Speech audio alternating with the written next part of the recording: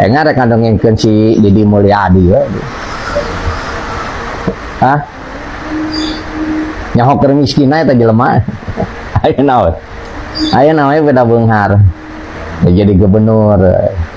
Udah lama culun. Geus guru gitu goreng deh.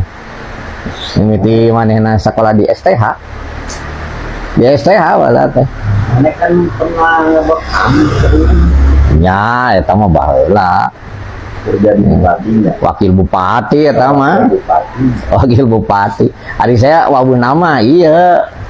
Hari itu main apel. Ta adi babaturan apa si Yati. Bagaimana di Balai Kambang. Nah, si Yati boga adi nggak ada sini ya. Emang si Ganing Maida. Gelis lah budak teh. Gitu kan. Wah, boga tah si Dedi Mulyadi teh.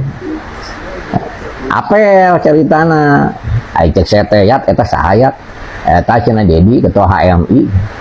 Ah degetan ke saya teh kan. Ngobrol di dinya, tawahuna di dinya jeung Dedi teh. Itu jadi mainna di Subang.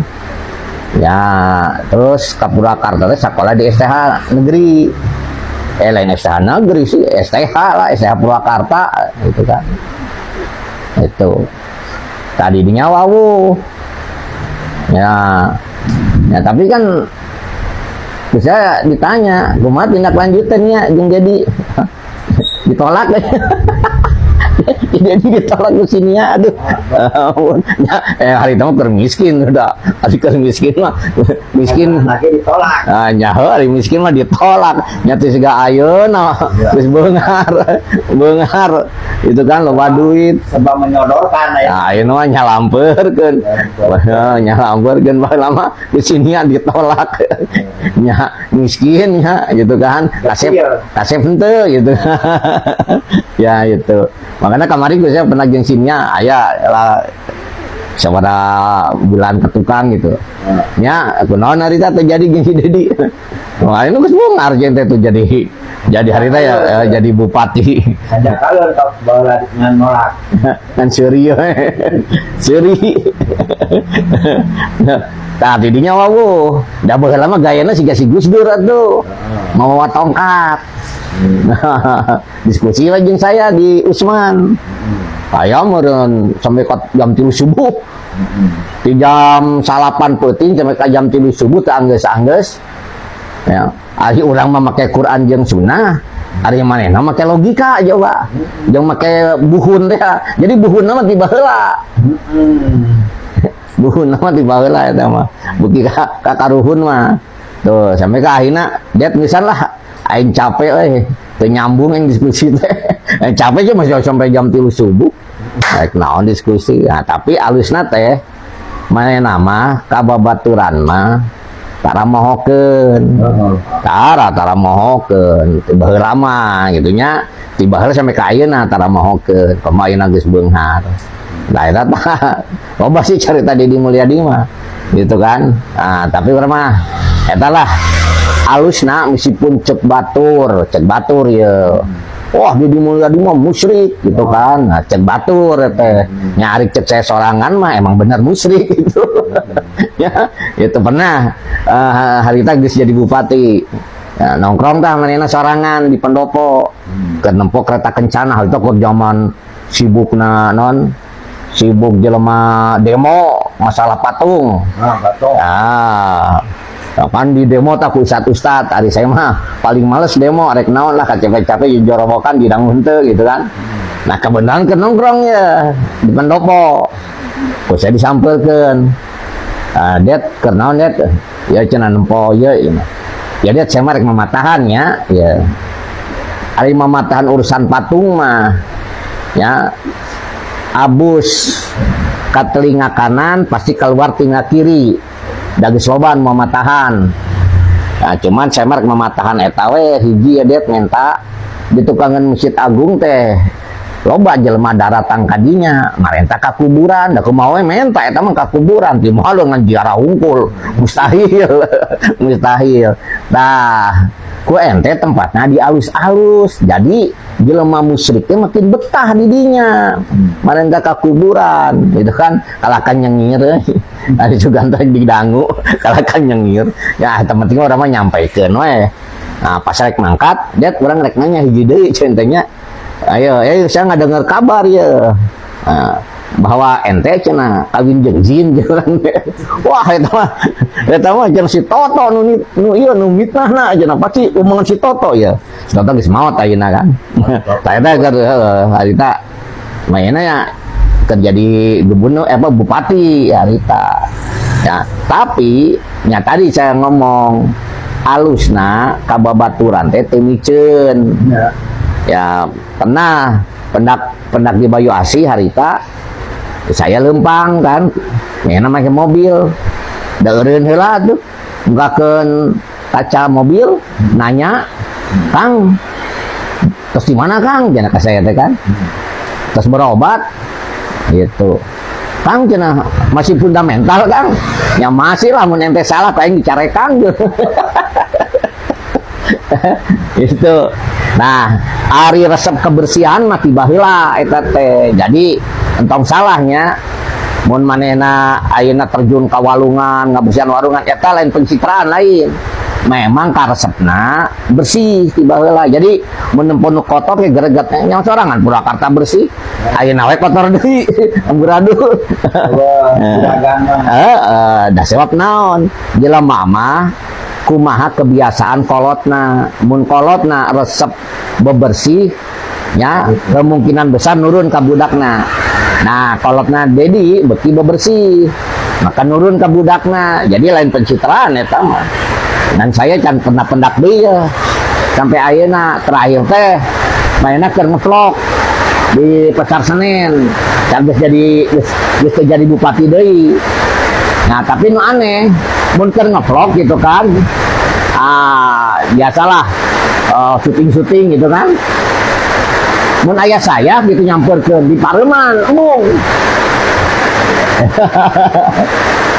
disebut teroris mah atau bukan pembaturan teroris itu nah eta lah ini Mulyadi lah bapak sih caritakeun nana tapi enggak ngan cukup sakitu wae ya.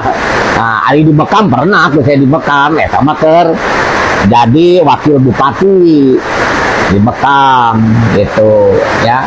Yang mudah-mudahan weh mun pendak di mana wae sifat anu teu mohokeun babaturan tetap melekat ka manehna gitu nya. Ya loba sih babaturan saya geus beunghar poho euy.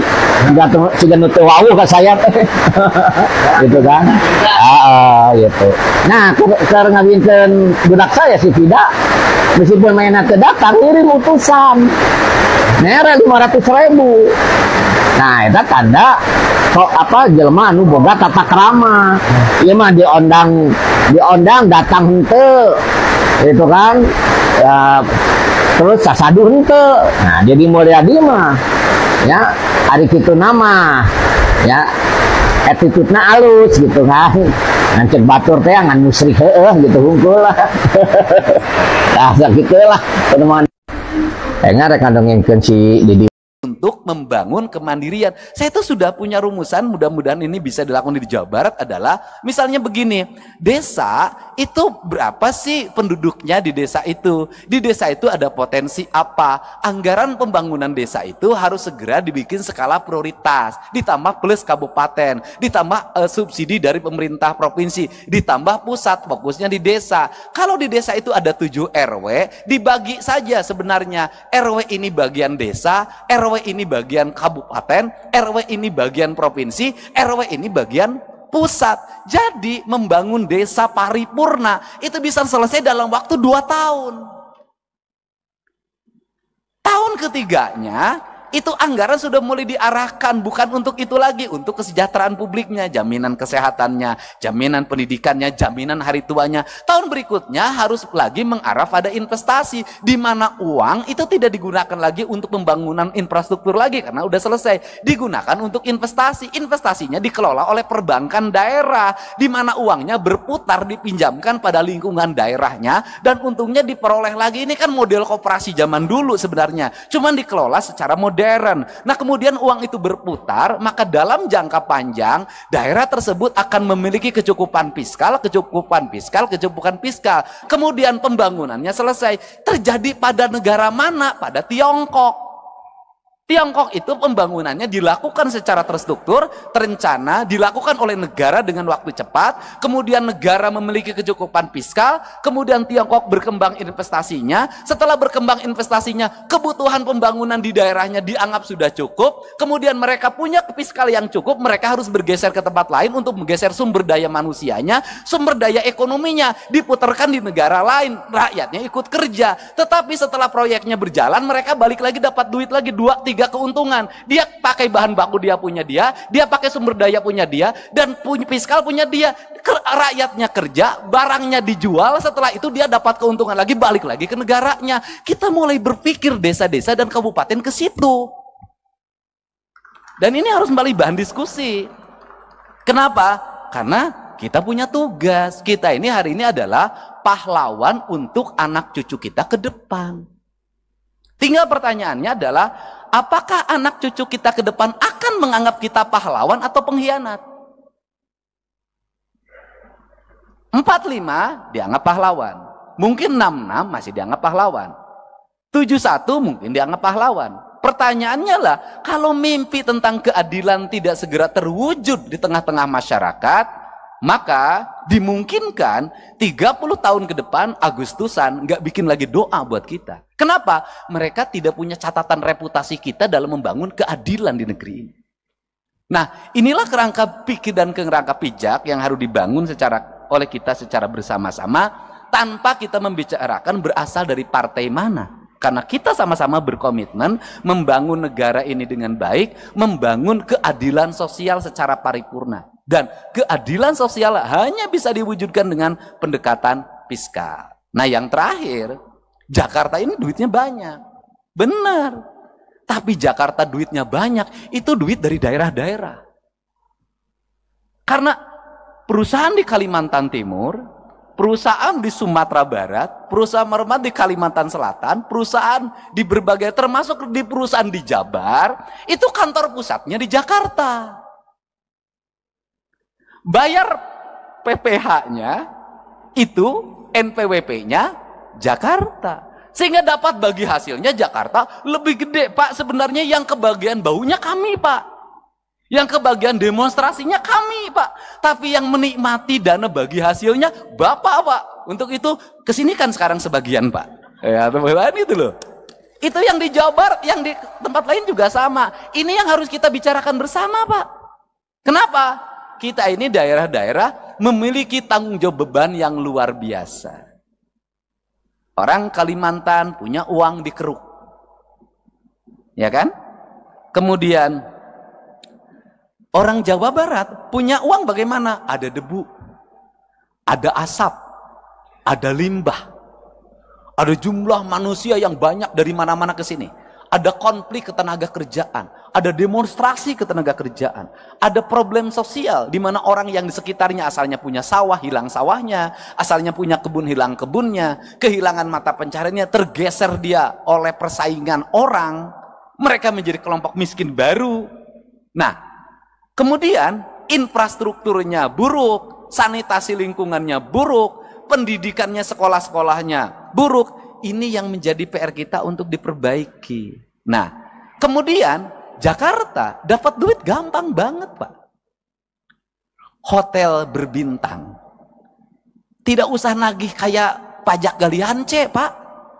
Dikejar-kejar, dibohongin sebagian. Gitu loh, Pak. Ada kemudian ada debunya, ada ancaman longsornya. Jakarta mah kagak, Pak.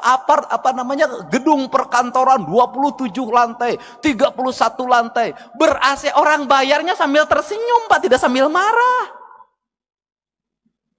berjejer, tanahnya harganya meningkat sehingga dapat berkah. Makanya Bapak dapat berkah jadi ketua DPRD orang Betawi di Jakarta. Untung tidak jadi ketua DPRD di Jawa Barat, Pak. Ketuanya pas rambutnya sampai lepas, Pak. Saking pusing, Pak. Nah, ini kan yang harus dibicarakan oleh kita, dan saya ingin para anggota DPRD dalam pertemuannya ada rekomendasi-rekomendasi kontributif bagi perbaikan bangsa, bagi upaya membangun keadilan sosial, bagi upaya melakukan kebijakan keadilan fiskal. Karena apa? Karena negeri ini hanya bisa dibangun dengan fiskal yang baik, fiskal yang sehat, fiskal yang terencana, fiskal yang terarah, dan fiskal yang tidak lari ke luar negeri. Fiskalnya harus berputar di sini. Untuk itu saya mengucapkan terima kasih. Semoga kalau tadi Pak Ketua DPRD Jawa Barat sudah dinobatkan sebagai ketua terpilih, saya ucapkan selamat, Pak. Ya kan? Karena yang menyampaikannya Ketua DPRD DKI yang ketua hari ini. Dan saya baru, Pak, sepanjang sejarah berdemokrasi, Pak, ada ketua asosiasi, partainya beda, daerahnya beda, menyerahkan tampuk kekuasaan pada Bapak. Pada tempat tadi yang partainya berbeda. Kenapa itu diberikan? Karena memang nggak ada honornya, Pak. Assalamualaikum warahmatullahi wabarakatuh, teman-teman semua dimanapun berada, semoga sehat selalu. Ya teman-teman, tadi ada seorang mungkin ustadz ya teman-teman, membongkar ya masa-masa Kang Deddy Mulyadi sebelum jadi bupati, jadi gubernur ya teman-teman. Bahkan di situ sudah jelas ya, Kang Deddy bukan pencitraan ya. Kalau suka kebersihan tuh Kang Deddy emang dari dulu ya. Sejak jadi bupati pun Kang Deddy suka bersih-bersih sungai, suka turun ke gorong-gorong dan yang lainnya teman-teman. Itu bukan pencitraan terkait sifat Kang Deddy yang tidak melupakan temannya ketika sudah sukses itu ya harus kita contoh ya teman-teman ya. Dan itu benar-benar Kang Deddy punya ya teman-teman. Itu yang sampai sekarang teman-teman Kang Deddy waktu dulu salut teman-teman ya. Terkait mungkin masalahnya di sebagian orang mengatakan ya musyrik dan yang lainnya teman-teman ya. Itu yang jadi permasalahan mungkin di sebagian orang teman-teman. Entah kita sebagai rakyat awam seperti apa ya tanggapannya. Tapi menurut orang ini ya Ustadz ini Kang Deddy sejak dulu ya seperti itu, karun seperti dia teman-teman ya. Jadi ya silakan bisa disimpulkan teman-teman sendiri Kang Deddy seperti apa ya. Dan intinya sekarang Kang Deddy membantu banyak rakyat, membantu warga Jawa Barat. Dan tadi pun kita melihat pidato Kang Deddy yang begitu ya banyak pelajaran teman-teman. Oke teman-teman, itu dia vlog ini. Terima kasih, semoga sehat selalu dimanapun teman-teman. Terima kasih. Assalamualaikum warahmatullahi wabarakatuh.